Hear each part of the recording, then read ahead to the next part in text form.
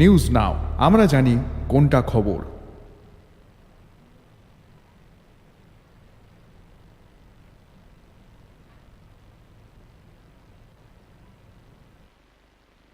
नमस्कार, आप सभी देख रहे हैं न्यूज नाउ में आज का समाचार। मणिपुर में पुलिस और सेना की संयुक्त टीम ने 28 किलोग्राम विस्फोटक बरामद किया है। सेना ने कहा कि विस्फोटक के बरामद होने से बड़ी संख्या में लोगों के हताहत होने को टाल दिया जा सका। 20 जुलाई को सेना ने 33 किलोग्राम आईईडी बरामद कर उन्हें निष्क्रिय कर दिया था। पुलिस और सेना की एक संयुक्त टीम ने मणिपुर के पूर्व इम्फाल जिले से 28 किलो विस्फोटक बरामद किया। सेना में प्रशिक्षित सैनिकों को बंगजांग और इठाम गांव के पास विस्फोटक मिले थे। बाद में भारतीय सेना के इंजीनियर्स ने उन्हें निष्क्रिय कर दिया था। पिछले 3 महीनों में विस्फोटक बरामद करने के मामले में सुरक्षा बलों की यह दूसरी सबसे बड़ी सफलता है। सेना ने कहा कि इस सफलता ने कई हादसों को रोक दिया है। मणिपुर में मैती और कुकी समुदायों के बीच झड़प ने सितंबर से कोंगपाक्की और पश्चिम इम्फाल में ताज़ा गर्मी पैदा कर दी है। सेना और मणिपुर पुलिस ने स्थिति को नियंत्रित करने के लिए कई सुरक्षा स्थानों पर उग्रवादियों को पकड़ने के लिए बड़े पैमाने पर तलाशी अभियान शुरू किया। मणिपुर में मैती और कुकी समुदायों के बीच झड़प के कारण कई मौतें हुई है। सूत्रों के मुताबिक आतंकियों को घेरने के लिए सेना और अर्धसैनिक बलों को भेजा गया है। सेना इस तलाशी अभियान में मॉडर्न ड्रोन्स की मदद ले रही है। केंद्र सरकार ने घोषणा की है कि सुरक्षा क्षेत्र को मजबूत करने के लिए म्यांमार सीमा पर कांटेदार तार की बाड़ लगाई जाएगी। Bureau report, news now.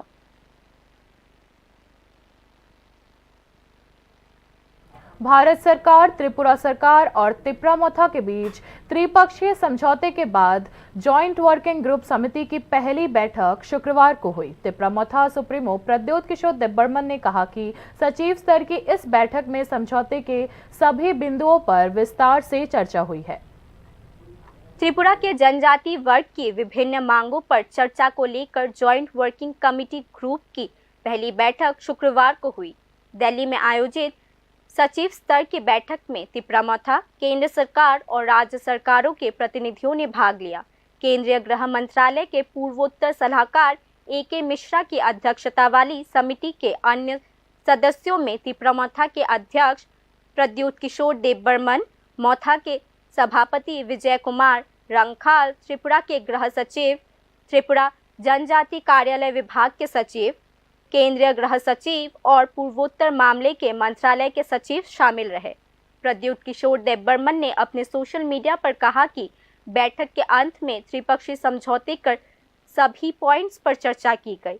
इसके अलावा जॉइंट वर्किंग ग्रुप ने हर 2 महीने में एक समिति बैठक आयोजित करने का भी निर्णय लिया। 2023 के विधानसभा चुनावों से पहले प्रद्योत किशोर देबबर्मन ने बांग्लादेश, असम, म्यांमार के कुछ हिस्सों और त्रिपुरा के ADC क्षेत्र को मिलाकर अलग ग्रेटर त्रिपुरालैंड की मांग उठाई थी, लेकिन उन्होंने वोट के बाद ये मांग नहीं की। त्रिपक्षीय समझौते में लिखित वादों के बावजूद वास्तविकता में मुद्दों को स्पष्ट नहीं किया गया। समझौते के अनुसार तीनों हस्ताक्षरकर्ताओं त्रिपुरा के लोगों के इतिहास, भूमि अधिकार, राजनीतिक अधिकार, आर्थिक विकास और संस्कृति के संबंधित मुद्दों को अनुकूल ढंग से हल करने के लिए एक संयुक्त कार्य समूह की समिति का गठन करेंगे। हालांकि इस समय कोई आंदोलन या विरोध नहीं किया जा रहा। प्रद्योत किशोर देबबर्मन ने अपने सोशल मीडिया पर कहा कि सभी समस्याओं का समाधान 6 से 8 महीनों में किया जाएगा,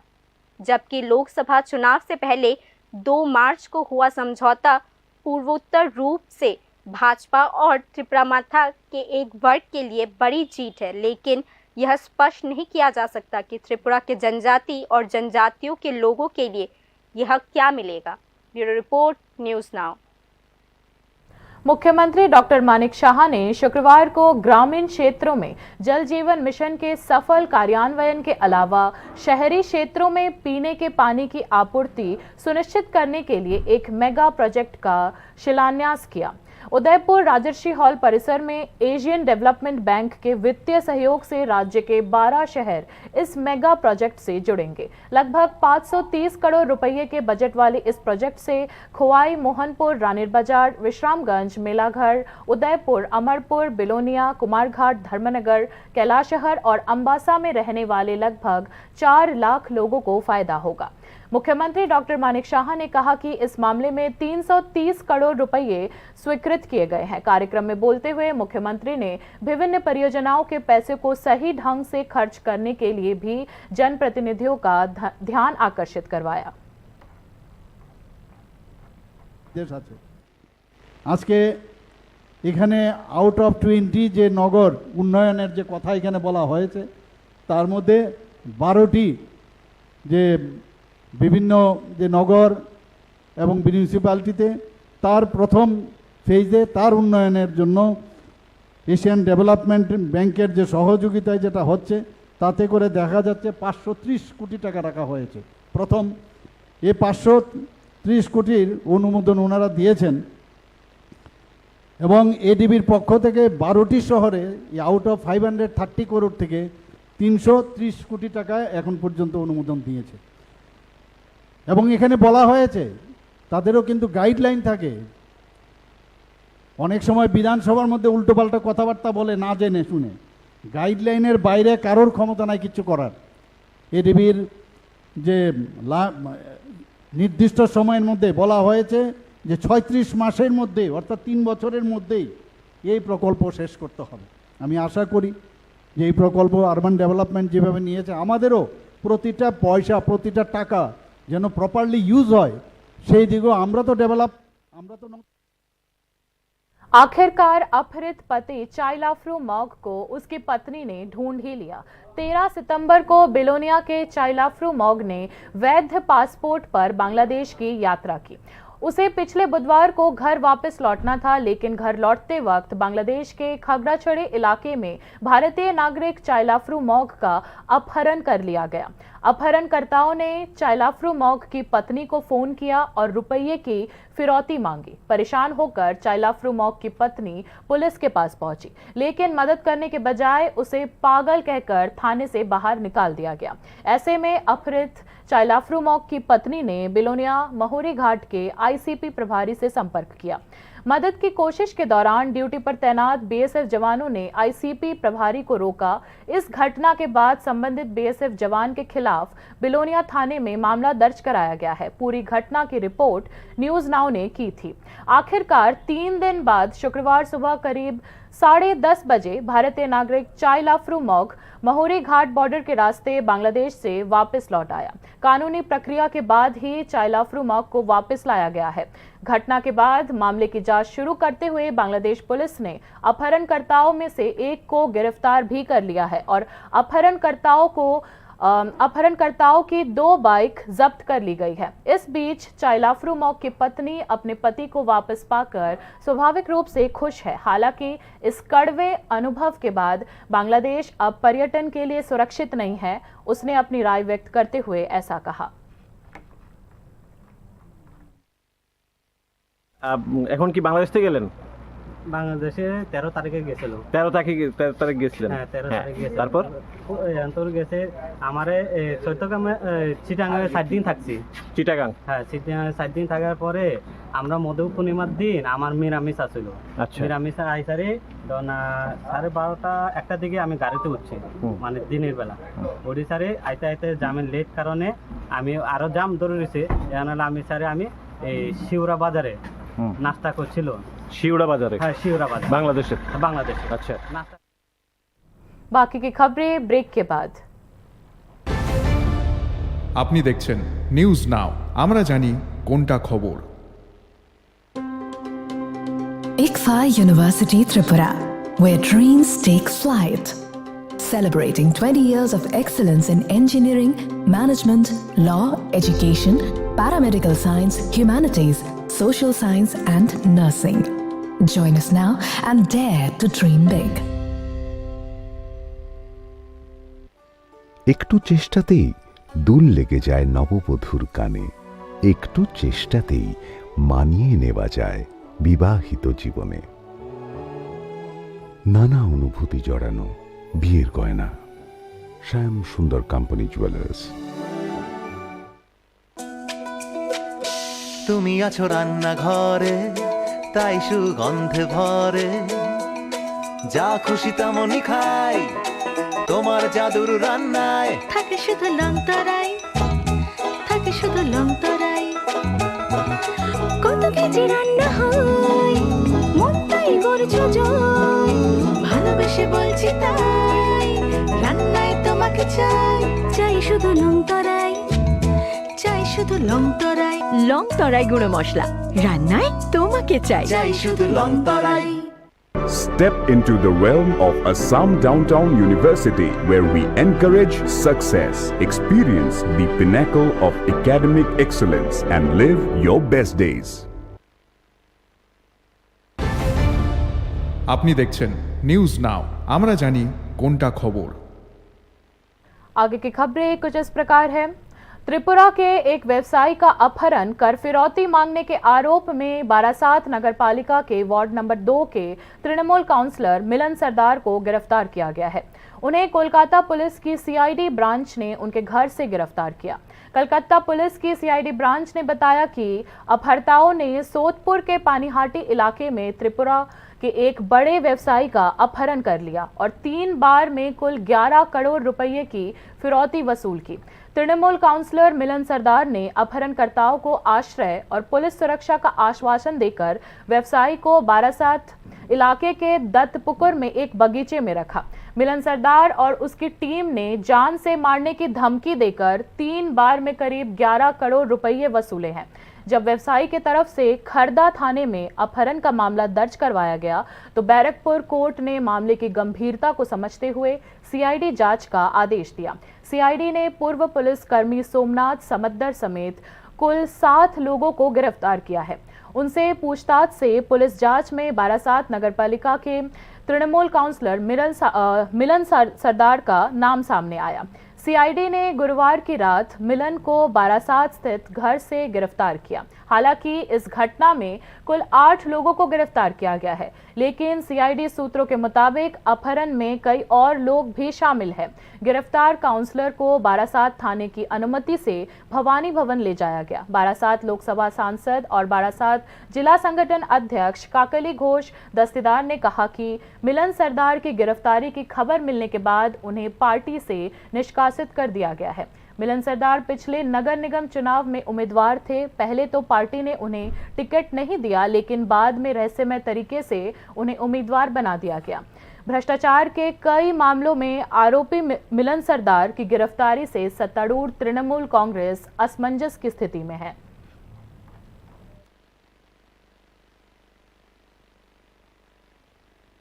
स्कूल में सीखने का माहौल और सारी ज़रूरत की सुविधाएं मौजूद नहीं है। ऊपर से स्कूल की फीस बढ़ा दी गई है। शिमला के ईशानपुर स्कूल में फीस बढ़ा देने की वजह से छात्रों और अभिभावकों ने स्कूल में ताला लगाकर विरोध प्रदर्शन किया। विद्याज्योति के विभिन्न स्कूल में बढ़ी हुई फीस को लेकर छात्र और अभिभावक पहले भी कई बार विरोध प्रदर्शन कर चुके हैं। फीस लेने के बावजूद सुविधाओं के लिहाज से विद्याज्योति स्कूल में भारी कमी है। हालांकि किसी अज्ञात कारण से क्षेत्र में प्रभावी सुविधाओं का काम ठप हो चुका है। स्कूल पहले की तरह चल रहा है। फीस बढ़ोतरी के विरोध में शिमला के ईशानपुर ग्रामीण इलाके में अभिभावकों और छात्रों ने स्कूल में ताला जड़ दिया है। अभिभावकों और छात्रों की शिकायत है कि विद्याज्योति स्कूल की स्थापना के बाद स्कूल प्रशासन ईशानपुर स्कूल में तरह तरह की फीस वसूल रहा है। अभिभावकों और छात्रों ने शिकायत की कि उनके लिए नई फीस का भुगतान करना मुश्किल हो रहा है। महापौर संवाददाता सुबह सरकार द्वारा भेजी गई रिपोर्ट देखिए। सीबीएसई स्कूले जे माने एरा की चादार हाटटा बेशी बेशी কয়েকদিন পরে তারা কইতাছে। इस दिन स्थानीय लोगों और छात्रों ने सड़क जाम कर स्कूल की बढ़ी हुई फीस का विरोध किया। उनकी यह भी शिकायत है कि नई फीस के बावजूद स्कूल में एकेडमिक फैसिलिटीज बहुत कम है। अभिभावकों और छात्रों ने यह भी शिकायत की है कि स्कूल में पर्याप्त शिक्षक और पुस्तकालय नहीं है। हालांकि स्कूल प्रशासन का कहना है कि वह सरकार के आदेश अनुसार ई फीस वसूल रहे हैं। हालांकि जिम्मेदार शिक्षकों ने माना कि स्कूल में शिक्षकों की संकट है। प्रदेश के विभिन्न स्कूलों में शिक्षकों का गंभीर संकट कई बार सामने आ चुका है। ওনারা বলেছেন যে জিওগ্রাফির পর্যাপ্ত টিচার নেই, কিন্তু 9 মাস তো সাংঘাতিক। विद्याज्योति स्कूल जिस मुख्य लक्ष्य के साथ शुरू किया गया था वह धीरे धीरे खो रहा है। विद्याज्योति स्कूल के खराब प्रदर्शन को लेकर शिक्षा विभाग के अधिकारी काफी चिंतित है, लेकिन छात्रों सहित संबंधित अभिभावक इस संबंध में आवश्यक सुधार शुरू होने के इंतजार में है। Bureau report, news now. साल 2017 त्रिपुरा में 2 महीने के भीतर ही 2 पत्रकारों की हत्या कर दी गई। पत्रकार गौरी लंकेश की हत्या को लेकर जब पूरे देश में उथल-पुथल मची हुई थी, त्रिपुरा में उस ही समय 2 पत्रकारों की हत्या की घटना हमारे सामने आई। युवा पत्रकार शांतनु भौमिक की पहले हत्या की गई। 2 महीने बाद वरिष्ठ पत्रकार सुदीप दत्त भौमिक की हत्या कर दी गई। पत्रकार शांतनु भौमिक की हत्या को 7 साल बीत चुके हैं। पत्रकार सुदीप दत्त भौमिक की हत्या को 7 साल होने वाले हैं। हालांकि शांतनु सुदीप को अभी तक न्याय नहीं मिला है। अब सवाल यह उठता है कि त्रिपुरा 7 साल बाद भी पत्रकारों की हत्या का कलंक क्यों नहीं मिटा पा रही है। 5 सितंबर 2017 को गौरी लंकेश की हत्या के विरोध के बीच त्रिपुरा में 2 पत्रकारों की हत्या ने देश को स्तब्ध कर दिया। 20 सितंबर को शांतनु भौमिक की हत्या मंडी में हुई, जबकि वह एक आदिवासी आंदोलन को कवर कर रहे थे। इसके 2 महीने बाद ही 21 नवंबर को सीनियर जर्नलिस्ट सुदीप दत्त भौमिक को त्रिपुरा स्टेट राइफल्स के बटालियन हेडक्वार्टर्स में गोली मारकर हत्या कर दी गई। दोनों पत्रकार की हत्या उनकी पत्रकारिता कार्य के दौरान की गई। 2018 के विधानसभा चुनावों की पूर्व संध्या पर वर्तमान राज्य सरकार की सहयोगी IPFT ने आसाम अगरतला रोड पर एक रोड ब्लॉक आंदोलन का आयोजन किया, जो राज्य का एकमात्र राष्ट्रीय राजमार्ग है। चंपकनगर के साधुपारा में बरमुरा के तलहटी में एक अलग तिपरा लेन की मांग की गई। तथाकथित आंदोलन 10 से 20 जुलाई 2017 तक यानी 11 दिन तक चली। इस आंदोलन के दौरान एक स्थानीय इलेक्ट्रॉनिक न्यूज़ मीडिया के युवा फोटो जर्नलिस्ट शांतनु भौमिक ने सार्वजनिक जीवन के हित के खिलाफ रोड ब्लॉक आंदोलन की छवि को कैप्चर किया। इसके बाद से उन्हें धमकियां दी जाने लगी। 20 सितंबर 2017 को बरमुरा में आसाम अगरतला नेशनल हाईवे पर 11 दिवसीय रोड ब्लॉक आंदोलन के बाद मंडाई में प्रदर्शन की गई। पत्रकार शांतनु भौमिक घटनास्थल पर खबर लेने गए, जहां बदमाशों ने उनकी अपहरण कर उनकी हत्या कर दी। उन्हें हॉस्पिटल ले जाया गया, लेकिन उनकी जान नहीं बच सकी। इस घटना के 2 महीने बाद ही senior crime reporter Sudip Dutta Bhowmik की भी हत्या कर दी गई। 21 नवंबर 2017 को पत्रकार सुदीप दत्त भौमिक की वेस्ट त्रिपुरा जिले के RK नगर में त्रिपुरा स्टेट राइफल्स की 2री बटालियन हेडक्वार्टर्स में गोली मारकर हत्या कर दी गई। पत्रकार सुदीप दत्त भौमिक की हत्या 11:30 बजे बटालियन हेडक्वार्टर्स में गोली मारकर की गई, जिससे भ्रष्टाचार का पर्दाफाश हुआ है। पुलिस ने करीब 1.5 घंटे बाद उनका शव बरामद किया। 2 पत्रकारों की हत्या के बाद सरकार बदल गई, लेकिन मामले में न्याय की कोई प्रगति नहीं हुई। SIT और CBI जांच की मांग की गई, लेकिन 7 साल बाद भी न्याय की कमी बनी हुई है। विधानसभा में कोई विपक्षी दल पत्रकार शांतनु भौमिक की हत्या की गिरफ्तारी पर सवाल नहीं उठा रहा है। सुदीप दत्त भौमिक की हत्या के मुख्य आरोपी तपन देबबर्मा को अदालत से जमानत मिल गई है, लेकिन पुलिस की कमजोर कार्रवाई पर किसी ने चर्चा नहीं की। 2018 के विधानसभा चुनाव के दौरान पत्रकार की हत्या को लेकर जिम्मेदार विपक्षी पार्टी अब शांत बैठी हुई है, लेकिन न्याय की कोई सुनवाई नहीं हो रही। राज्य के इतिहास में पत्रकारों की हत्या एक पहेली बनी हुई है, लेकिन जानकारों के लिए यह एक खुला रहस्य है। बीजेपी IPFT गठबंधन सरकार ने 2018 में पहली कैबिनेट मीटिंग में पत्रकार हत्या मामले की जांच CBI को सौंपने का निर्णय लिया, लेकिन इसके बाद सरकार ने जांच के बारे में कोई जानकारी नहीं दी। लगभग 7 साल बीत चुके हैं, लेकिन त्रिपुरा में लगातार 2 पत्रकारों की हत्या के मामले में कोई प्रगति नहीं हुई है। यह स्वाभाविक सवाल उठाता है कि क्या त्रिपुरा इस कलंक को दूर कर पाएगा या नहीं। Bureau report, news now. Tripura भयंकर गर्मी की चपेट में है। मौसम विभाग की ओर से दी गई ताज़ा रिपोर्ट के मुताबिक शुक्रवार को दिन का तापमान 36.4 डिग्री सेल्सियस रहा। न्यूनतम तापमान 26.4 डिग्री सेल्सियस दर्ज किया गया है। मौसम विभाग के मुताबिक अगले 72 घंटे तक लू का यह दौर जारी रहेगा। मौसम विभाग ने बताया कि अगले 3 दिनों तक अधिकतम तापमान 36 डिग्री सेल्सियस या उससे अधिक बने रहने की संभावना है।